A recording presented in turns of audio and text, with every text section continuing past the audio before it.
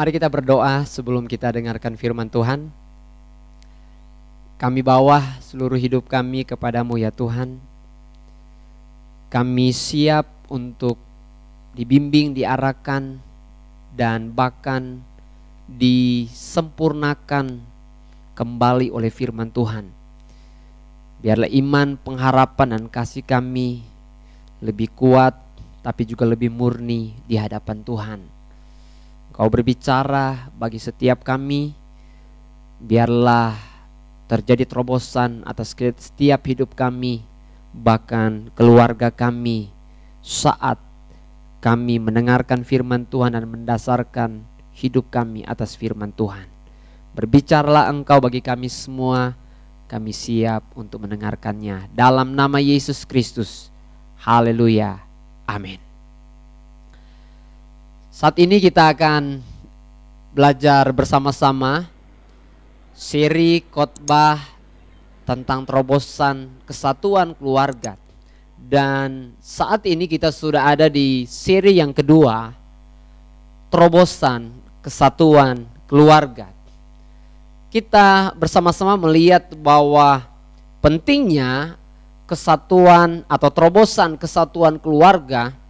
Kalau kita melihat seperti apa kata Alkitab di dalam Mazmur pasalnya yang ke-133, saudara, kita akan bersama-sama menemukan kegunaan dan bahkan pentingnya kesatuan, kerukunan daripada keluarga itu. Kata pemazmur di dalam bacaan di ayat yang pertama hingga ayat yang ketiga berkata bahwa sungguh alangkah baiknya dan indahnya apabila saudara-saudara diam bersama dengan rukun.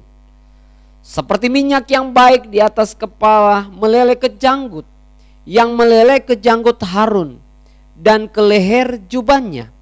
Seperti embun gunung Hermon yang turun ke atas gunung-gunung Sion. Sebab kesanalah Tuhan memerintahkan berkat kehidupan untuk selama-lamanya. Dari ayat-ayat ini kita menemukan kegunaan bahkan dampak daripada keluarga yang mengalami terobosan kesatuan. Atau yang dicatat dalam Alkitab ini dikatakan terobosan kerukunan di dalam keluarga. Ataupun dalam bahasa terjemahan yang lain dikatakan bahwa saat keluarga itu diam bersama-sama. Tetapi bukan hanya sekedar diam bersama-sama saudara, tetapi jelas dikatakan diam bersama-sama di dalam kerukunan di dalam Tuhan saudara.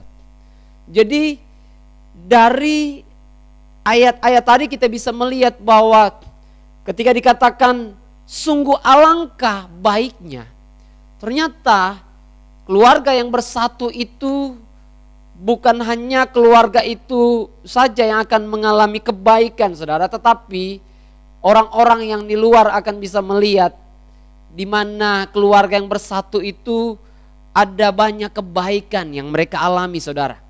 Dari sisi orang lain yang melihat hal yang baik daripada orang yang rukun itu, yang bersatu itu. Tetapi ternyata dari yang mengalami kerukunan kesatuan itu pun mengalami kebaikan. Ataupun dikatakan mengalami kebahagiaan saudara. Dan lain lagi dikatakan bahwa bukan hanya sungguh alangkah baiknya, tapi dikatakan sungguh alangkah baik dan indahnya. Menyenangkan. Jadi keluarga yang bersatu itu baik dan dikatakan bahagia, tetapi sekaligus dikatakan indah atau menyenangkan. Sangat-sangat bisa dinikmati saudara. Dan bahkan dikatakan bahwa sangat-sangat menyenangkan. Baik orang yang mengalami, demikian orang yang melihat saudara. Dan selanjutnya dikatakan bahwa keluarga yang rukun dan bersatu itu, dalam ayat-ayat yang kita baca tadi dikatakan bahwa mereka akan menikmati, mengalami berkat Allah. Dan dikatakan berkat Allah itu bukan hanya kita alami sekarang ini saudara. Karena ketika dikatakan tentang berkat, itu dikatakan bahwa berkat kehidupan untuk selama-lamanya. Jadi berkat itu kita bisa alami hari ini. Dampak itu bisa dialami oleh setiap anggota keluarga yang bersatu itu. Bukan hanya hari ini saudara. Tetapi dikatakan kehidupan untuk selama-lamanya. Ini dikatakan bahwa ada berkat kekekalan atau berkat surgawi. Ini yang orang sering katakan ada suasana surga saudara. Suasana surga sudah bisa dialami dalam keluarga saudara. Memang kualitasnya pasti berbeda.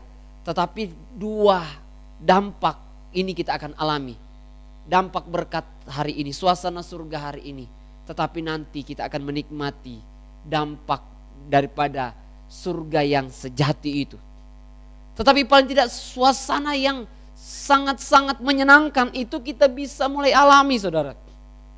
Dan yang terakhir yang tersirat di dalam ayat-ayat yang kita baca tadi, bicara tentang kegunaan dan bicara tentang dampak daripada terobosan kesatuan keluarga. Pastilah keluarga yang rukun, keluarga yang bersatu akan bisa menjadi kesaksian buat orang lain. Kemuliaan Allah akan bisa nyata dalam keluarga-keluarga yang bersatu. Dan orang-orang pada akhirnya bisa tertarik saudara untuk percaya kepada Yesus. Karena melihat keluarga anak-anak Tuhan yang bersatu. Karena melihat keluarga anak-anak Tuhan yang bisa rukun ya saudara. Jadi inilah dampak-dampak yang Tuhan tentukan dan bahkan tetapkan dialami oleh setiap keluarga yang bersatu. Ini janji Tuhan saudara.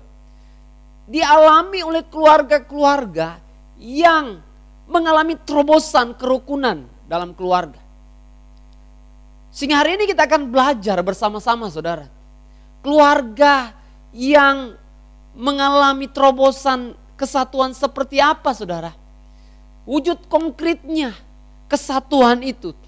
Yang akhirnya akan mengalami, dikatakan bahwa bukan hanya dampak bagi keluarga itu sendiri, tapi mengalami kesaksian, menjadi kesaksian bagi setiap orang-orang yang bahkan orang-orang yang belum percaya saudara. Hari ini kita akan belajar dari keluarga yang mengalami dampak secara keluarga itu sendiri, tetapi juga dampak yang dialami oleh orang-orang di sekitar mereka. Mari bersama-sama saudara, kita belajar dari keluarga atau pribadi juga yang disebutkan dalam Alkitab yang terbebas ataupun yang diselamatkan dari bencana air bah. Saudara sudah tahu keluarga ini saudara, ini keluarga Nuh saudara. Jadi jelas sekali di sana memang pertama berbicara tentang fokusnya adalah Nuh. Tetapi dalam cerita ini kita bisa melihat bahwa ternyata bukan hanya Nuh, tetapi bicara tentang seluruh keluarganya juga mengalami keselamatan. Dan kalau kita perhatikan saudara, tepatnya dalam Kejadian pasalnya yang ke-6, ke-7 dan ke-8, saudara akan bisa melihat secara lengkap tentang keadaan Nuh dan keluarganya saudara. Lebih khusus lagi berbicara tentang terobosan kesatuan yang sangat-sangat kuat yang terbangun di dalam keluarga Nuh. Semenjak sebelum air bah sampai setelah air bah itu surut saudara, setelah kejadian daripada air bah itu, saudara akan menemukan di sana kesatuan yang kuat itu saudara. Tetapi mari kita lihat bersama-sama. Terobosan kesatuan daripada keluarga Nuh itu terjadi jelas pertama oleh karena kasih karunia Tuhan. Kenapa kita harus melihat kepada kasih karunia Tuhan ini saudara? Karena ternyata lewat kasih karunia Tuhan inilah satu kesatuan dalam keluarga itu bisa terjadi saudara. Tanpa kasih karunia Tuhan, saya berpikir dan bahkan kita bisa lihat jelas bahwa tidak akan ada sesuatu yang akan terjadi atau kesatuan yang sejati itu tidak mungkin terjadi saudara. Saya percaya bahwa semua keluarga membutuhkan kasih karunia Tuhan. Sehingga dikatakan di dalam Kejadian pasal yang ke-6, jelas sekali di sana dikatakan begini saudara. Tetapi Nuh mendapat kasih karunia di mata Tuhan. Nuh, tetapi bukan hanya Nuh dan keluarganya mendapat kasih karunia Tuhan. Jadi terobosan kesatuan, kerukunan yang kuat dalam keluarga Nuh dimulai daripada kasih karunia Tuhan. Sebelum kita mengalami kasih karunia Tuhan yang jelas sekali dinyatakan lewat kematian Yesus Kristus, yang karena kasihnya yang besar rela mati bagi kita, menerima kita apa adanya. Tetapi juga dikatakan bahwa kita menerima kasih yang tanpa syarat saudara. Dan ini adalah pekerjaan daripada Allah Tritunggal saudara. Jadi kita bisa belajar dari kasih karunia Tuhan. Yang pertama adalah kasih karunia Tuhan, kita bisa melihat dari Allah Tritunggal dulu. Bahwa Allah Tritunggal itu yang adalah Bapa, Putra, dan Roh Kudus. Mereka menunjukkan satu kesatuan yang sangat-sangat sejati dan bahkan sangat-sangat bisa dijadikan patokan dan contoh bagi kita semua. Jadi kita yang percaya kepada Allah Tritunggal, kita akan bisa mempelajari kesatuan yang sangat-sangat kuat. Yang kalau kita menerapkan itu akan bisa menjadi dampak atau menjadi berkat bagi kita saudara. Tetapi untuk bisa melihat dan bisa mengalami itu saudara, kita mengalami kasih karunia Tuhan di dalam Yesus Kristus saat dia mati bagi kita saudara. Ternyata kasih karunia di dalam kematian Kristus, kita bukan hanya mendapatkan perubahan, pemulihan, pengampunan. Tetapi kita mendapatkan kasih karunia Tuhan yang memampukan kita untuk bisa bersatu dengan anggota keluarga yang lain. Oleh sebab itu saat ini saudara, dengan menerima kasih karunia Tuhan, dengan percaya kasih karunia Tuhan, kita akan bisa mengalami terobosan kesatuan keluarga.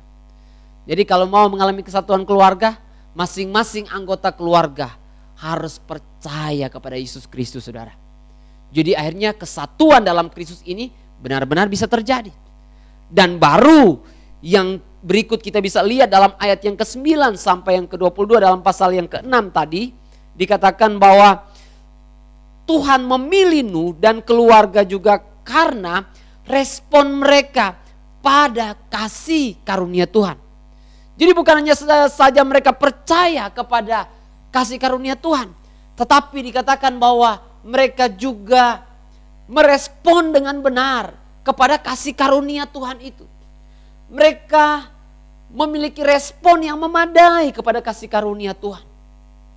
Jadi penting untuk kita percaya kepada kasih karunia Tuhan, tapi penting juga untuk kita memiliki respon yang benar terhadap kasih karunia Tuhan ini. Sehingga terobosan kesatuan keluarga yang kita inginkan benar-benar akan menjadi kenyataan. Dan berkat dampak juga daripada kesatuan itu kita bisa alami dalam keluarga kita. Jadi ini yang dialami oleh Nuh.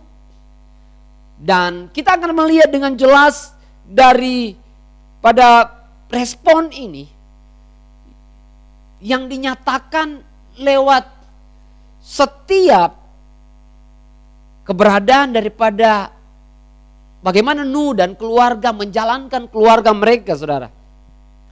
Jadi ada terobosan kesatuan keluarga yang dialami oleh keluarga Nuh.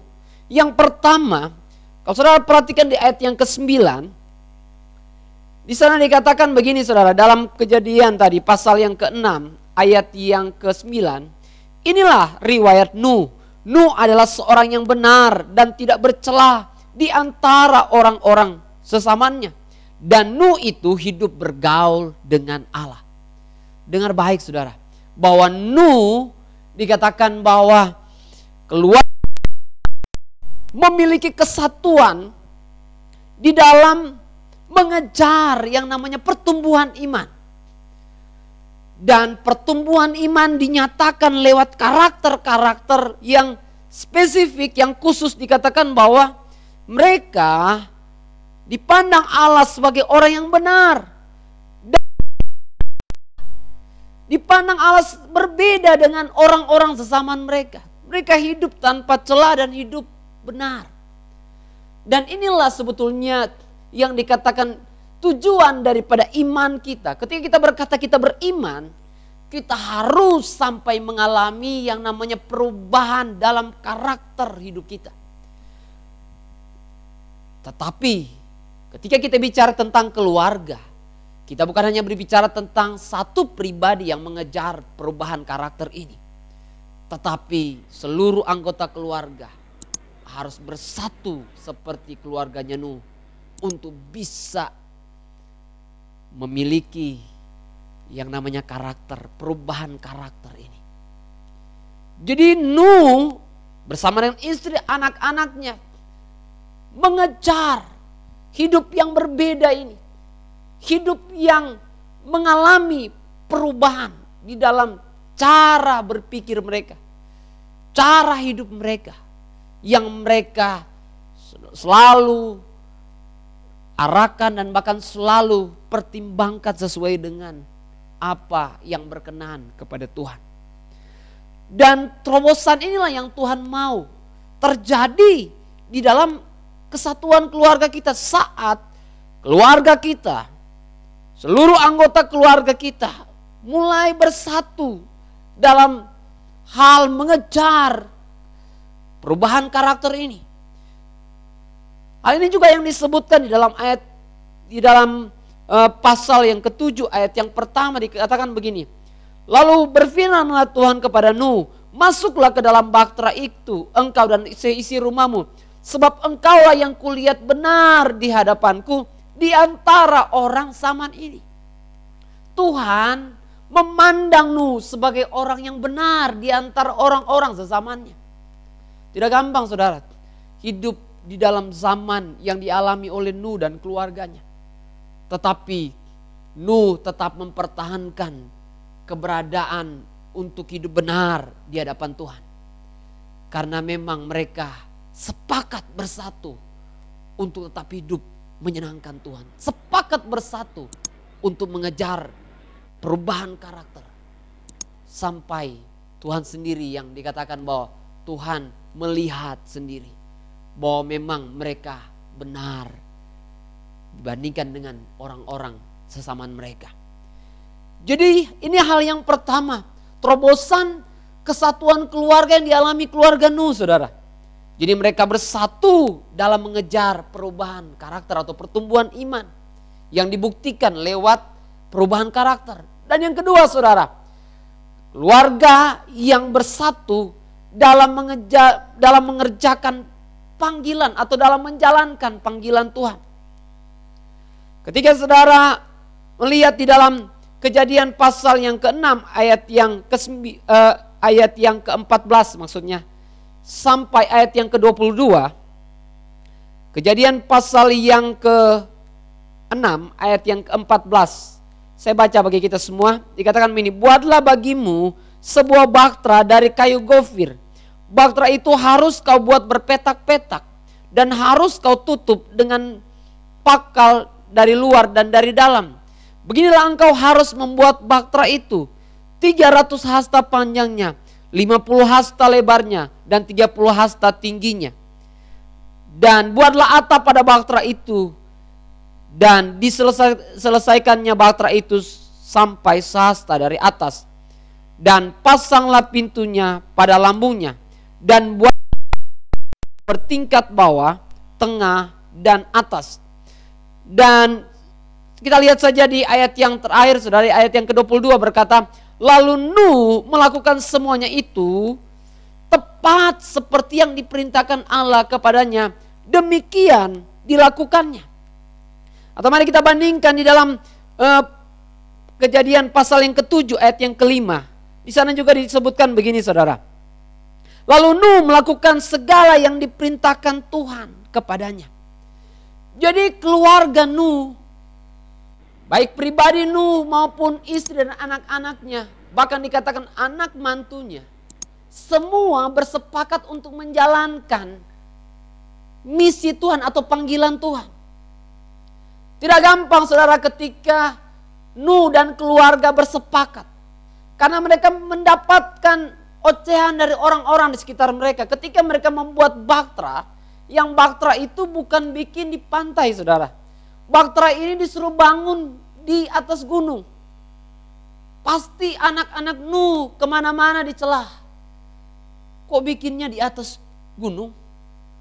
Bukannya bikinnya dekat air atau dekat pantai biar langsung bisa dipakai. Tapi kok ini harus di atas gunung? Celaan sangat banyak saudara.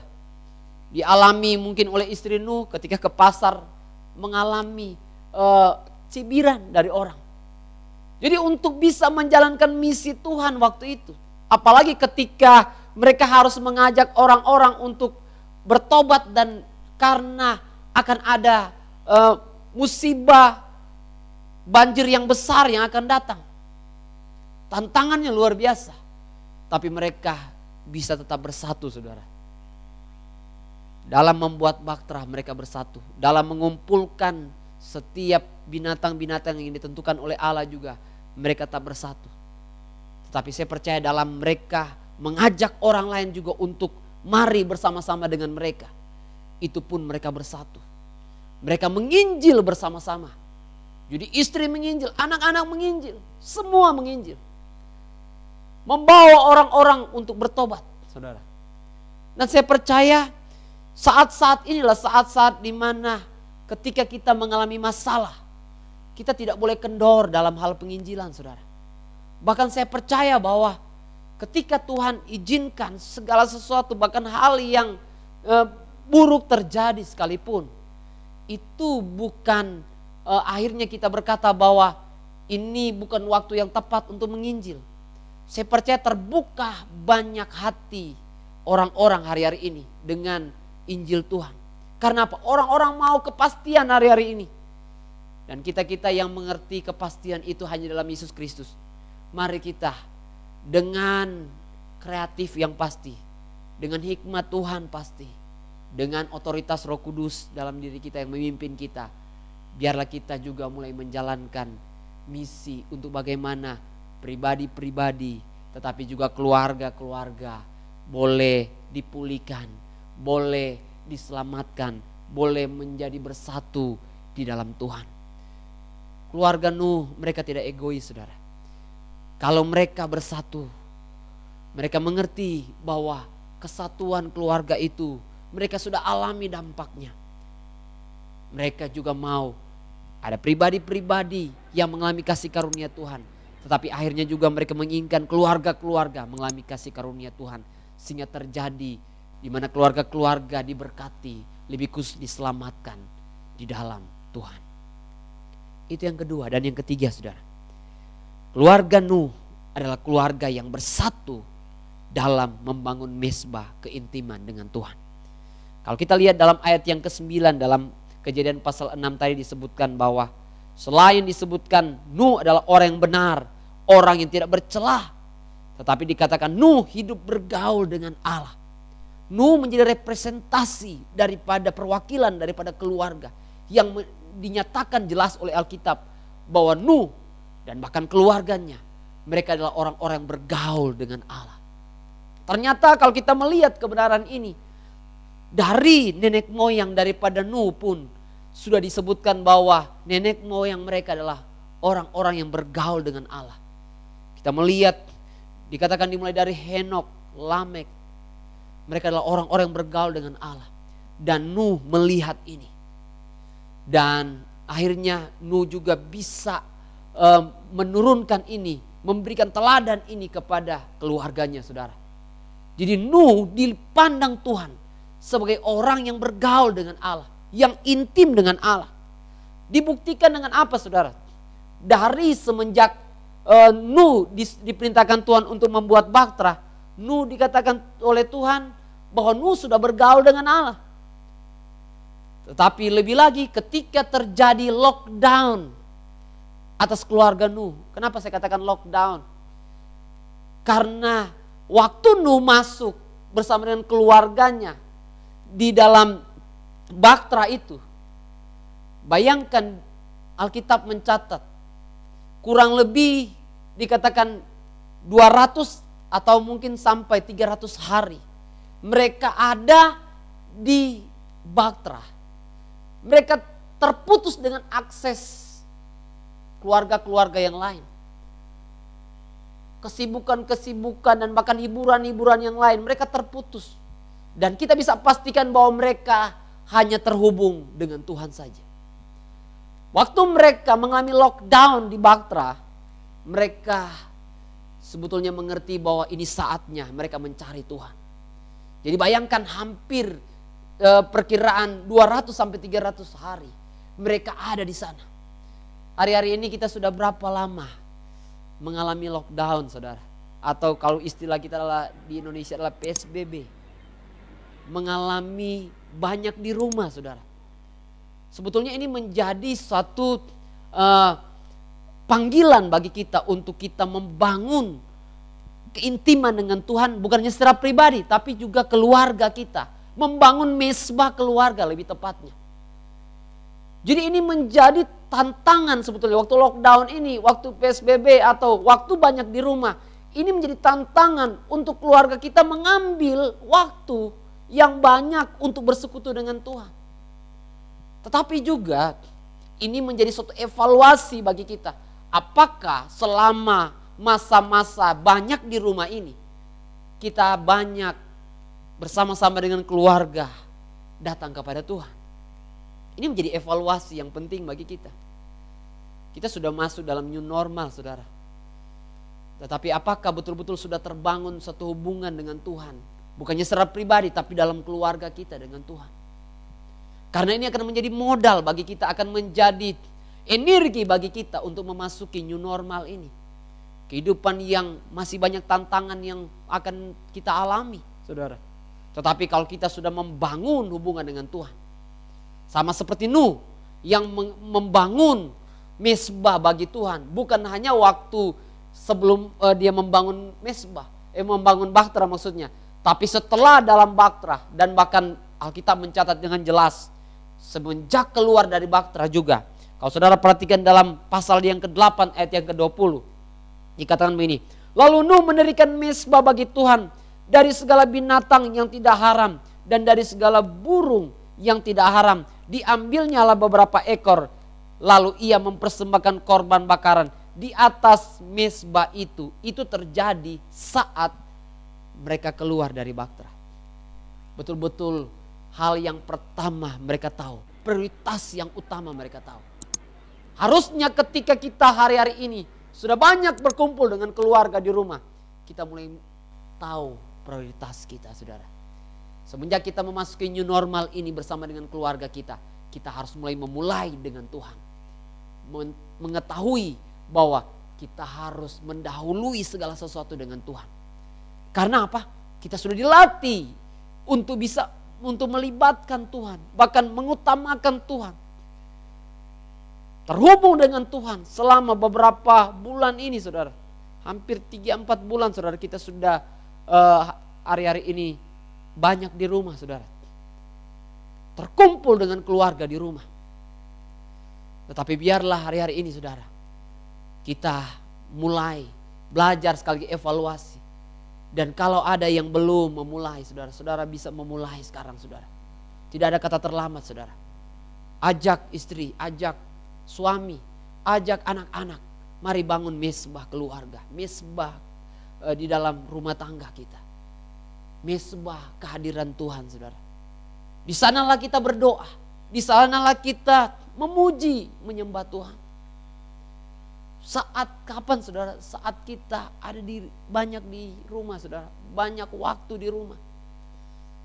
Jangan hanya ketika kita banyak waktu di rumah. Tetapi yang terjadi di sana, saudara, bukan kesatuan untuk mencari Tuhan. Tetapi banyak pertengkaran yang terjadi. Tetapi biarlah hari ini, saudara, sekali lagi kita harus mengalami yang namanya terobosan kesatuan keluarga. Karena kita tahu banyak kegunaannya, banyak dampaknya, saudara. Dan lebih khusus saudara, kita bukan hanya kita yang mengalami, tetapi kita menjadi kesaksian. Hari-hari ini Tuhan mencari keluarga-keluarga kesaksian. Biarlah Tuhan mendapati keluarga kita. Tapi kalau hari ini engkau masih bergumul terhadap keluargamu, sekali lagi saya ingatkan, dimulai dari engkau. Dimulai dari pribadimu. Kau berusaha untuk mendoakan keluargamu, tapi juga engkau mulai berinisiatif mengajak keluargamu. Bersama-sama, mari yuk kita bersatu. Tapi kesatuan yang terjadi adalah kesatuan harus di dalam Tuhan.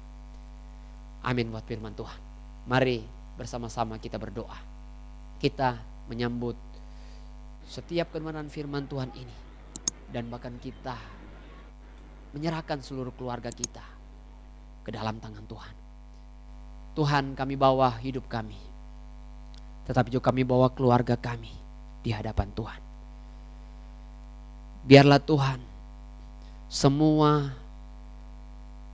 dampak-dampak daripada kegunaan dan kegunaan daripada kesatuan keluarga ini betul-betul kami alami dalam keluarga kami Tuhan. Bukan hanya kami diberkati dalam keluarga kami, tapi keluarga kami boleh menjadi kesaksian. Sebab itu ini saatnya keluarga kami, pribadi-pribadi yang dalam keluarga-keluarga mulai bangkit untuk mencari Tuhan sungguh-sungguh. Untuk bisa bersatu dalam keluarga juga Tuhan. Mengalami pertumbuhan iman dalam keluarga. Untuk menjalani panggilan Tuhan dalam keluarga. Sesuai dengan talenta dan karunia yang kami miliki masing-masing.